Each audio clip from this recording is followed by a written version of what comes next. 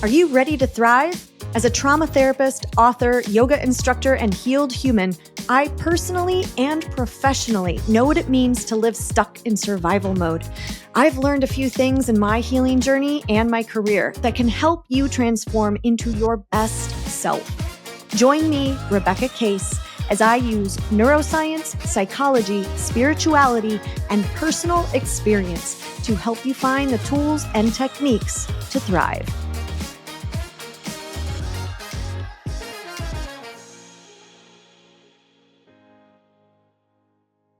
Hey, you transformation seekers. Welcome back to Thrive the Podcast with Rebecca Case.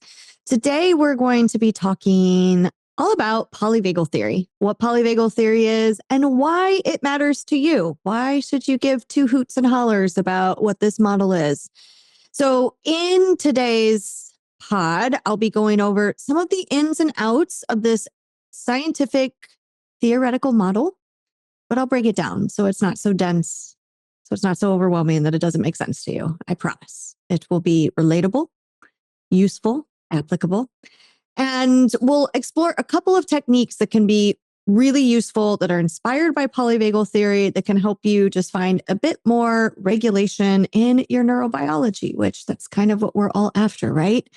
Whew, if I could just hit that break inside a little bit more easily when I'm feeling overwhelmed or anxious or shut down. Wow, that just gives you so much more self-efficacy to have in your life over circumstances so that things don't feel so out of control.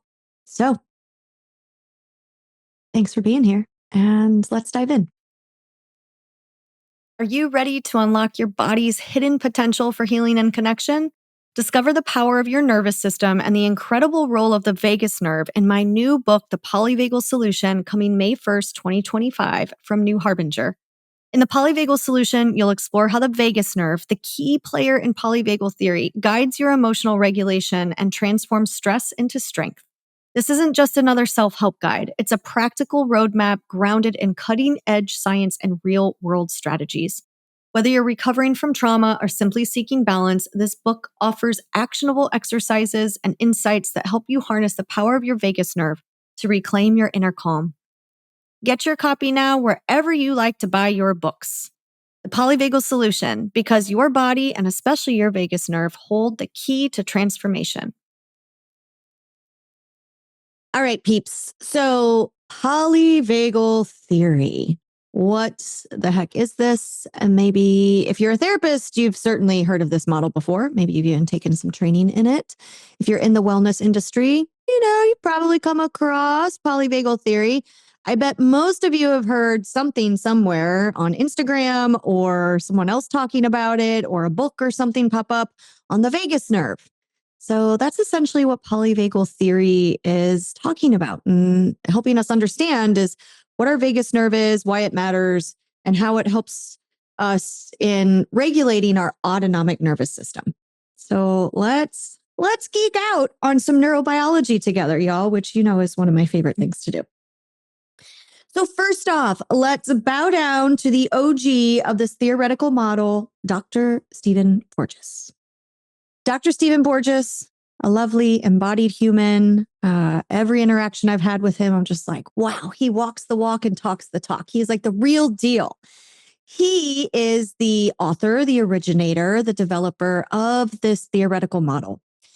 Now, Dr. Porges didn't set out a couple of years ago with I have this idea, so I'm going to find research to support it and create some flim-flam. Dr. Porges started researching heart rate variability in premature babies back in 1969. Oh my gosh, 1969. It has been a hot minute that this man has been collecting some data and research, and from that was born this theoretical model. So Dr. Porges, I am simplifying this. If he was on this show, I'm sure that he would tell this story quite differently since it's his own lived experience, but just to give you a little context and a little backstory of where this all came from. So Dr. Porges had this curiosity around how heart rate influences our physical and emotional health. And he was especially curious about something that he calls the vagal paradox. The vagal paradox. Dun, dun, dun. So the vagal paradox essentially speaks to the vagus nerve's ability to regulate our heart rate, and in doing so, regulate all of our bodily systems alongside it. Your heart is directly connected to your respiration and your blood pressure, how your digestion is working, your immune system. So all these bodily systems are all linked up, synced up. What happens in one affects the others. So when our vagus nerve is functioning normatively, when it's functioning in an optimal way, it regulates our heart rate because it acts as a pacemaker on the heart. It is one of, I believe, two pacemaker mechanisms that are in your body. So your vagus nerve is one of two pacemaker mechanisms. But this vagus nerve can also influence our heart rate to beat really, really fast and change our physiology along with that, or to beat really, really slow and actually put us into a really dangerous place known as bradycardia. So bradycardia is something that premature babies are prone to, and they have to be monitored for. Bradycardia is when the heart rate slows dangerously, dangerously low and can potentially be a life risk event and situation. And so part of the reasons that babies are susceptible to bradycardia when they're born premature is because their vagus nerve has not been able to fully develop. So we know when we haven't been able to fully cook in the oven, we come out with organs and systems that aren't fully developed. They can't fully function because we haven't had enough time in the womb for things to sync up and line up and develop and grow. And so the vagus nerve is one of a very important bodily system that if we don't have enough time in the womb to fully develop, we come out with a not fully myelinated vagus nerve. What is myelinated, Rebecca? What is that term? So myelination is simply, in very simple terms, I'm probably going to get some of this wrong if there's a neuroscientist listening to this, but myelination is a process by which our nerves can develop a protective protein sheath around them. And so kind of like a cord coming out of the wall, if you were to, look at a cord on the wall and it's missing that plastic coating around it, and you just see exposed wires, you're probably like, I'm not going to touch that. That doesn't feel safe, right? But cords that we plug into the wall, into electrical outlets, have this kind of protective coating around them, this plastic sheath. Now, no, your nerves are not one and the same as the electrical cord that comes off of your vacuum and you plug into the outlet. Not at all. But you all know I try and use metaphors for the sake of learning, and analogies can help us to form context and understand concepts. So when the part of our vagus nerve that ideally is myelinated, it allows that nerve to more efficiently, effectively manage heart rate in a way that promotes our health and wellness. But if we have not had enough time in the womb to develop, the part of our vagus nerve that needs to be myelinated is not fully myelinated. That leads to risk with how the vagus nerve is able to effectively manage our heart rate, which causes danger, danger, danger. So this is the vagal paradox, that when that vagus nerve is myelinated and it's functioning in an optimal way, it supports our health and wellness. But the same nerve can also put us into danger zones. And it can put us into collapse states. It can put us into bradycardia. And so his curiosity was, what is it? Like, how can one nerve be responsible for kind of these two spans of experience? And he calls that the vagal paradox. And so he started studying this in premature babies in the NICU because they are more likely to have underdeveloped vagus nerves. Okay, so that's where we begin, 1969. So as Porges continued his research on heart rate variability and the relationship that heart rate has with the vagus nerve, he uncovered a whole host of things. All these light bulbs went off, and eventually he developed what's called the polyvagal theory. And the polyvagal theory is called polyvagal because it describes the functioning of the vagus nerve, but the vagus nerve is not just one nerve. It is a bundle of nerves. And it influences your autonomic nervous system, which there are 3 pathways of your autonomic nervous system. So he calls it polyvagal because there are multiple nerve endings wrapped up in the vagus nerve. It's not just one nerve, it's multiple. And so it's not just a one lane show, a one lane hypothesis. Okay, so polyvagal theory. Now, polyvagal theory kind of made its debut into the scientific community like around the early 90s, I believe. And like all theoretical models, it's not free of criticisms. Theoretical models are not meant to be dogmatic. They're not meant to be take it or leave it, right? They're meant to be models based on lots of peer review research and curiosities in which we form hypotheses and we test those hypotheses and we change our hypotheses and models in line with the research. So yeah, there's criticisms out there about polyvagal theory. I'm appreciative of Dr. Porges because he has pretty openly responded to those criticisms. He has a lot of books. He's written a lot of books. That man writes just nonstop. He's got a lot of articles. You can go to his website, Stephen Porges. I think it's stephenporges.com. Check out all of his publications. He has a whole chapter in one of his books in which he responds to some of the critiques about polyvagal theory. So he's very much open to discussion and curiosity and has said himself, I did not develop this model to be dogmatic. I developed it to spark conversations. So that is the historical lineage of polyvagal theory, I will say. So here are some of the core principles of this model. So first, polyvagal theory describes the functioning of the autonomic nervous system and how the vagus nerve influences that. It also describes a concept that Porges calls neuroception, which is a passive, unconscious process through which your body, your brain, rather, is constantly scanning your environment for signals of danger, checking if you're safe. And as it assesses stimuli in your environment, it will move you into defensive protective states to keep you safe. This model also talks about the social engagement system. So the social engagement system is what makes us relational creatures. It is why relationships can be the best thing or worst thing for us because we are hardwired to connect. So we're going to talk about all of these concepts and break them down a bit so that you can actually use some of this information like today. So let's start with the autonomic nervous system. The autonomic nervous system, I sometimes refer to as your automatic nervous system.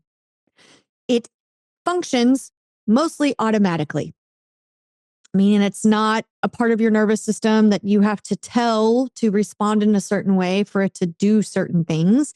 It is automatic, and therefore it is directly connected to our survival responses because our tactics for surviving in response to danger, which are fight, flight, freeze, and collapse, are hardwired, right?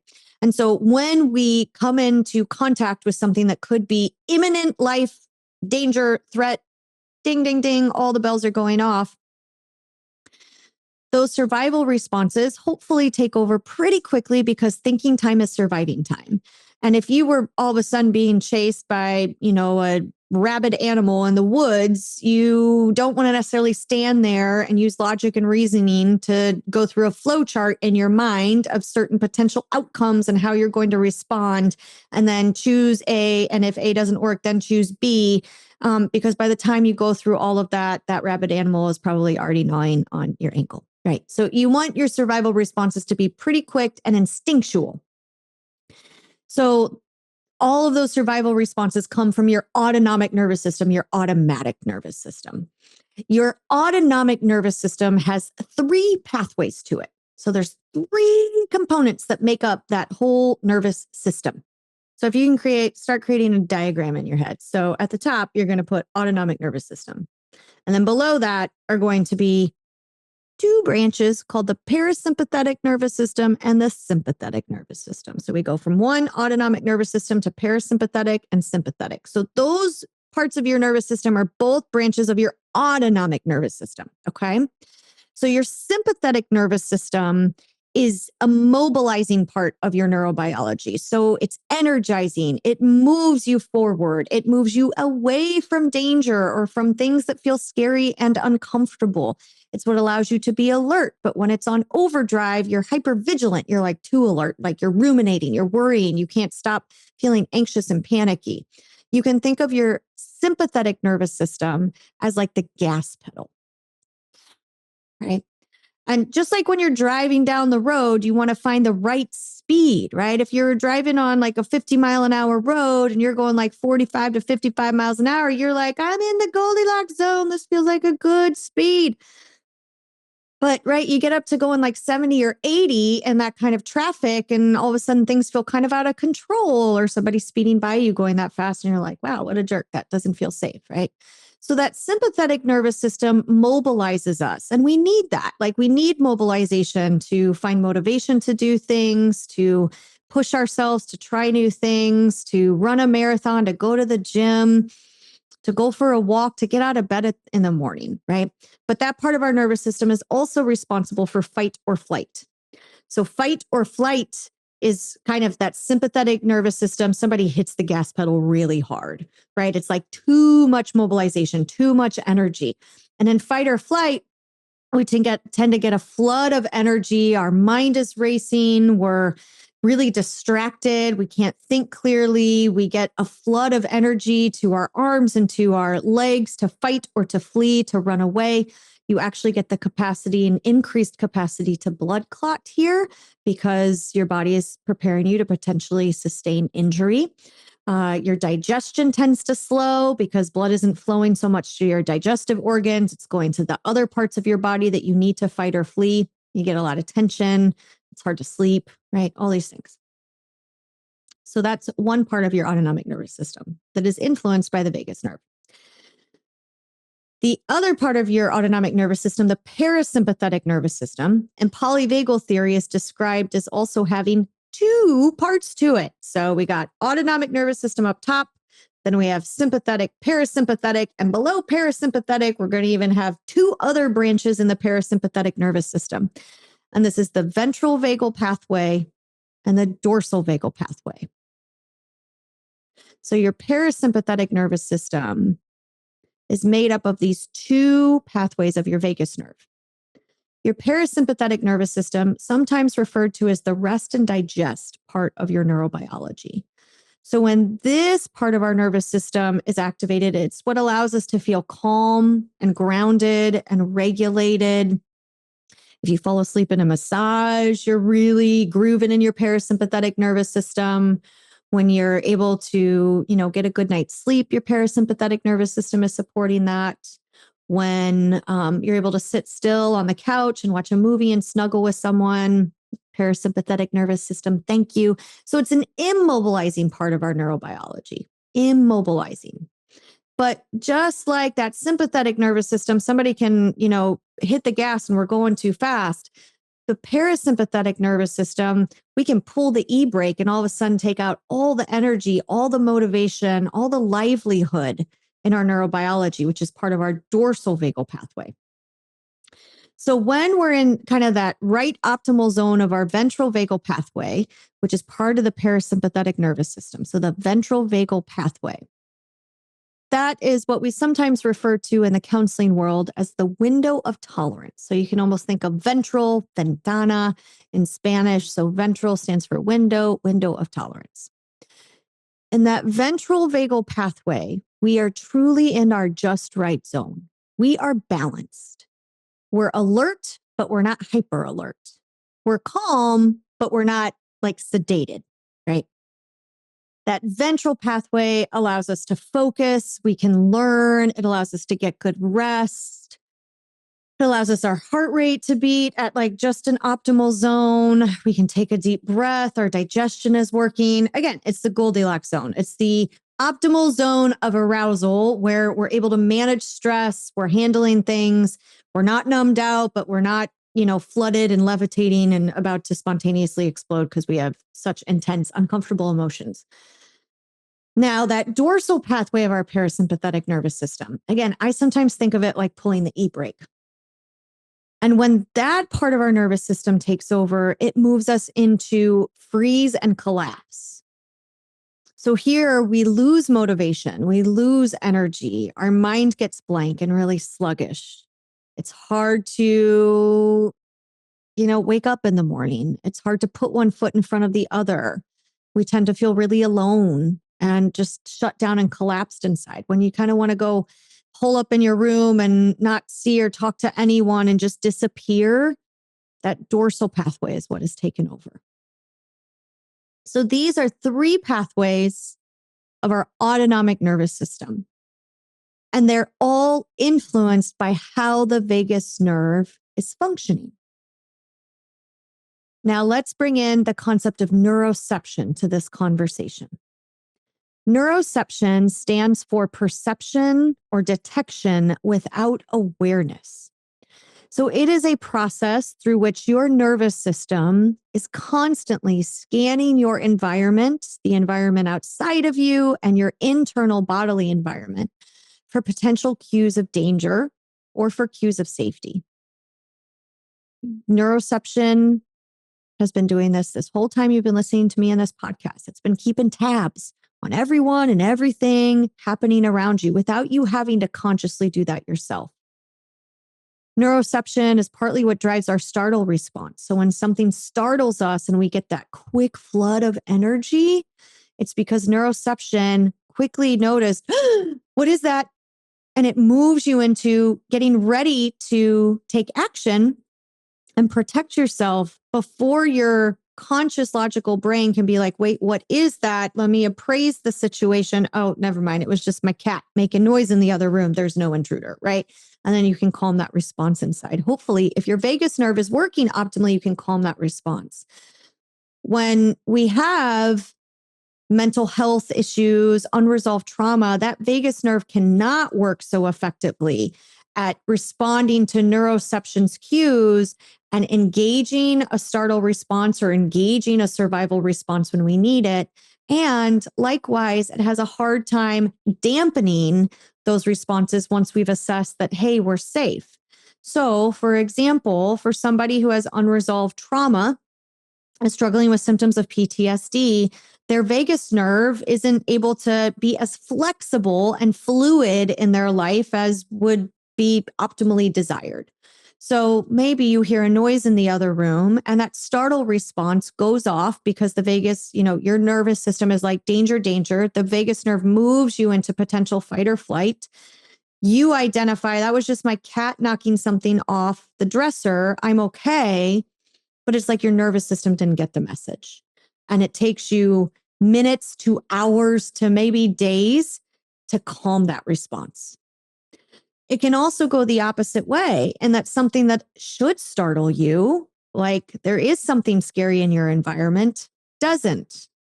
And you don't have a reaction, not in a way of I'm able to stay regulated and calm and think through this, but in a way that is, I can't engage in a way that is going to keep myself safe, right? So it's really hard to find that mobilizing energy for fight or flight or just to move out of that collapse state, essentially. So neuroception is, again, this process through which your nervous system is constantly scanning your environment. And so we can get curious about what our individual neuroception perceives as safe and dangerous, because it can vary amongst all of us. For example, I've worked with a lot of combat veterans in my time in clinical practice. And a lot of combat vets I've experienced find the 4th of July in the United States to be very dysregulating and triggering, or just being around loud fireworks they're quiet fireworks. I guess there are actually, but being around fireworks that go boom, or just being around startling noises like a car engine or a muffler backfiring, right? So their neuroception takes that sound to be, oh, this is a reminder like, oh gosh, I'm back in combat. In the past, this is what this sound has meant. I'm not safe. Move me into a protective response. And even though their brain can say it's the 4th of July, those are just fireworks, their nervous system doesn't get the message, right? The vagus nerve isn't able to work in a way that is going to promote them down regulating that danger response. Now, sometimes when we hear these words of cues of danger and cues of safety, we can think of like ultimatums, like ultimate, like safety, ultimate, like life or death, imminent danger, right? And these two terms are not meant to be so extreme necessarily. They're actually meant to be a bit more encompassing. So cues of safety can be anything that feel comfortable or pleasant, or I would say even neutral to you, right? So you might be in a room where, the color of the painting on the wall doesn't necessarily it's not like, oh my gosh, I love that color, right? You're like, I just feel kind of neutral about it. So your nervous system isn't going to have a response from that. But if you've ever been in a room where you're like, I can't stand this wallpaper, I can't stand this color, it's overwhelming, it's chaotic, maybe just the organization of the room, even though like that paint color is not about to jump off the wall and attack you and cause you imminent bodily danger, your nervous system is still making assumptions about it and it's telling you how it feels, right? So you walk in a room and it's really messy and it feels overwhelming and your nervous system like, oh my gosh, I can't concentrate. So this happens to me sometimes with my husband. He has ADHD. He has clutter blindness. And so we have very different styles when it comes to what is acceptable for each of us in regards to how much organization or clutter we can stand. And so my office is my office, his office is his office. And sometimes I go into his office and he's talking to me. I'm like, I cannot listen to you here because there is so much clutter. And for him, he's like, it's organized clutter. These are my piles of clutter. I know exactly where everything is. I'm like, that's fine for you. That's your nervous system. Those piles of clutter are not of cue of danger to you. But for my nervous system, while they're not a cue of danger, is like something imminently dangerous is going to happen here. They're enough for my nervous system that I'm like, I cannot focus. I cannot listen. I cannot track you because this cue of danger is activating my autonomic nervous system in a way that's moving me away from being present, right? Now, yes, cues of danger are absolutely also like extreme imminent things, like a rabid animal, like somebody approaching you in a dark alley and it just doesn't feel safe. The smell of smoke when there shouldn't be the smell of smoke. Somebody up in your personal space, somebody approaching your car in a way that causes you to feel worried and defensive, right? These are ways that our neuroception is always trying to keep us safe. That is what your nervous system's trying to do, keep you safe, keep you alive. So neuroception is constantly keeping tabs on things. And the way it gets your attention is by changing your autonomic state. And it does so by influencing your vagus nerve. So your vagus nerve does some certain things, changes your autonomic state, and all of a sudden there's this stranger approaching your car in a dark parking lot. They feel a little, don't feel safe to you. And so you start getting some like fight or flight kind of energy, right? Like, let me lock the door. Let me check my mirrors. Let me like turn on the car and get out of here, whatever that may be, right? So neuroception is this unconscious process through which our nervous system is always trying to keep tabs on safety and danger. Now, you might think about neuroception next time you're in a situation and you're like, I am not feeling regulated right now, and I'm not really sure what it is. The way we feel in certain stores and environments around people. If you've ever been around somebody and you're like, this person hasn't said anything rude or offensive, but I'm just getting some real uncomfortable vibes. Sometimes we talk ourselves out of paying attention to that, but that is in fact you noticing your autonomic nervous system shifting gears because neuroception perceives something.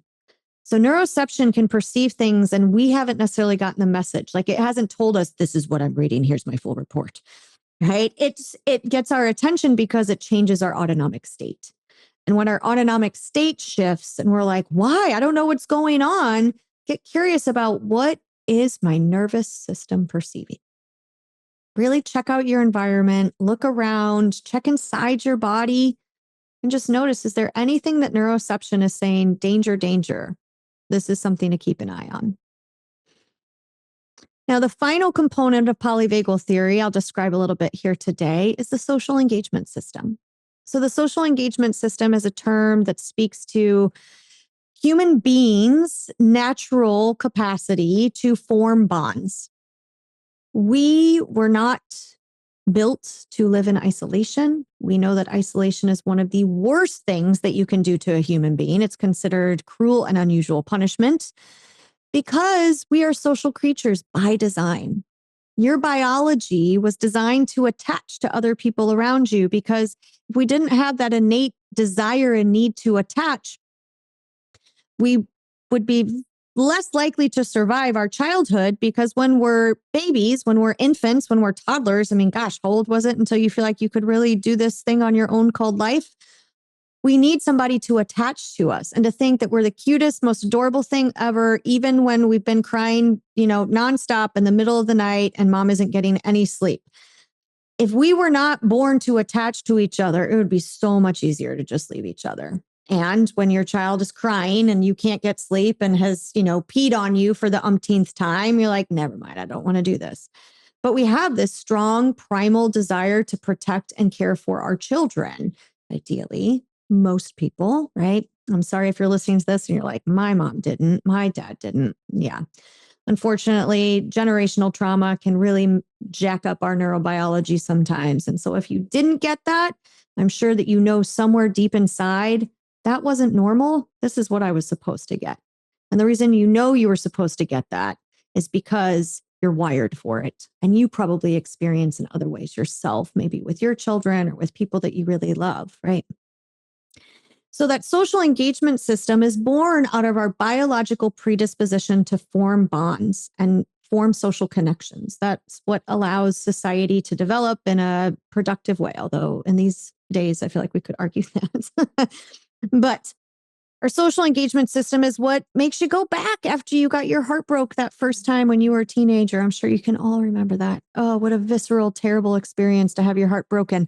And if it wasn't for your biological predisposition to rewire and to form bonds, you'd have your heart broken and be like, what is this? This is terrible. This hurts so bad. I'm never going to do this again.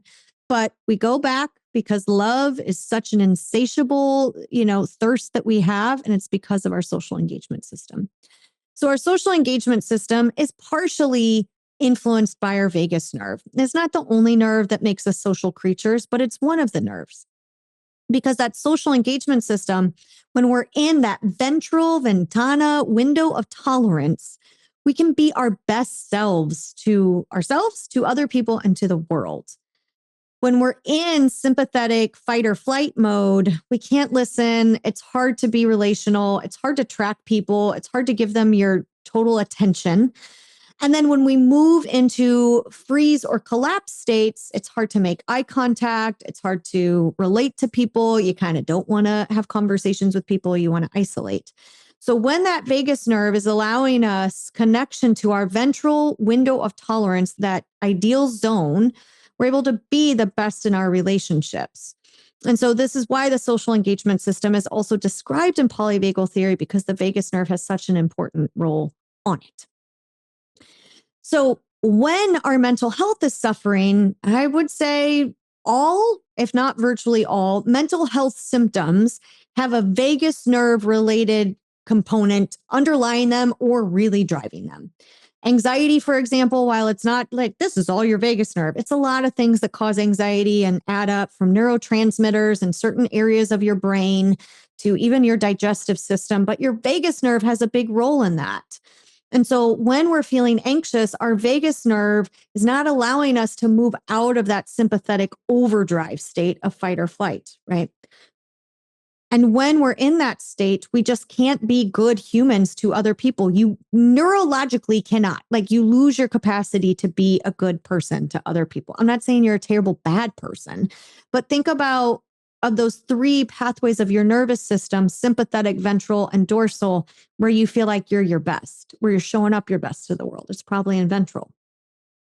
So when we are struggling with mental health symptoms, our relationships tend to suffer in some way, whether that's we don't want to engage with them, we don't want to follow up, we're not a very good listener, we're not able to track.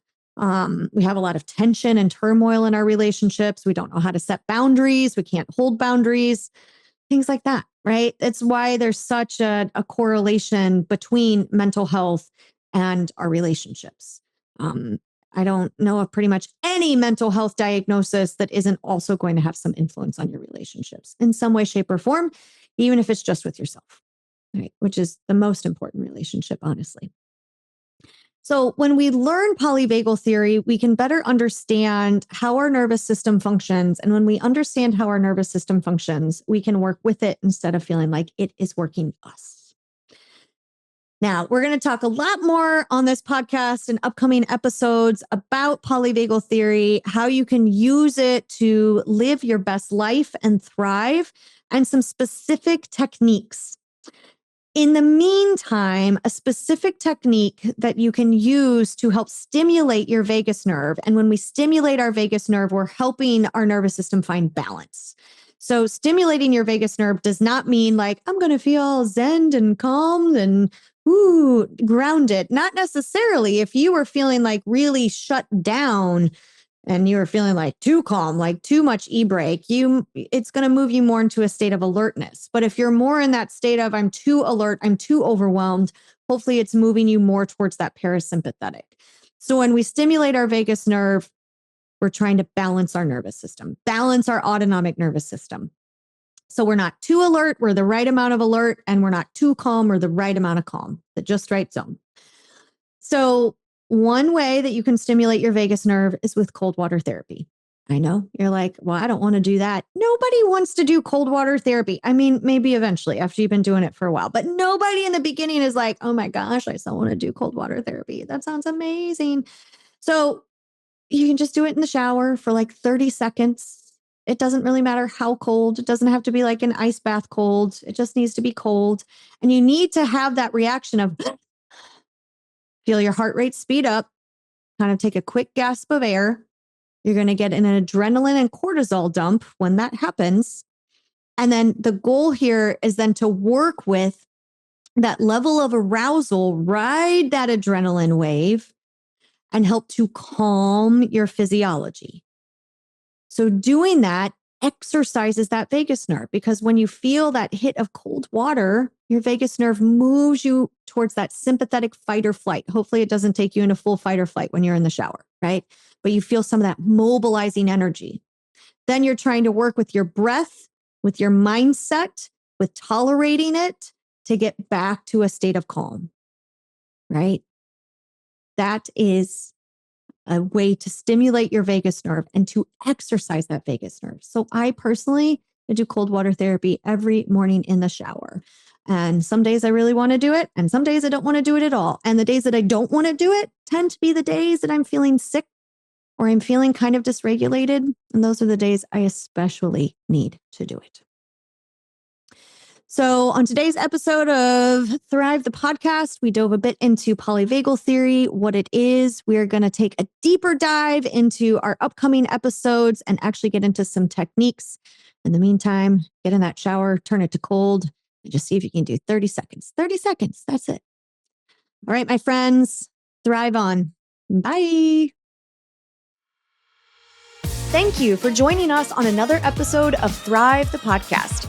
I hope these insights inspire positive changes in your life. If you're ready to take the next step in your Thrive journey, check out goodies linked in the show notes and on my website, RebeccaCase.com. Sign up for my newsletter and get access to helpful resources, connect with my community, and be the first to know about events and happenings. Remember, your journey from surviving to thriving is unique, and you have the power to create your best life. Subscribe, share, and thrive into your potential. Until next time, this is Rebecca Case, signing off. Thrive on.